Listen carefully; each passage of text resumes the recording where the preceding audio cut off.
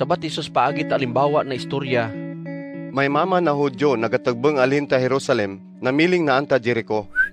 Ta iya na pagpanaw, gulpi ng kanunan paabungan ta mga manakaw. Pakamang danon tanan na daladin, hasta iya na bayo.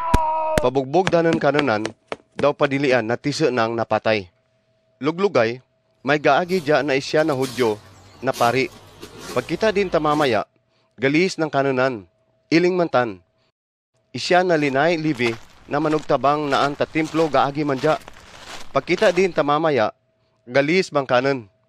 Luglugay, may isya na Samaritano na gabiyay daw kaprani ta lugar na naandya mamaya. Na nakita din mamaya, naluugid kanunan. Papranihan din mamaya, daw pabulong talana, daw bino mga nina, daw bugkasan. Papasakay din mamaya, naan ta ayop na iya na pasakayan. Padala din naan ta balay na dayunan, daw naan din dya paasikaso. Sunod na daw, Samaritano ya gaatag ta darwa na sinsilyo na pilak, naan ta tag iya ta balay na dayunan, daw gambal, asikasuno kanunan.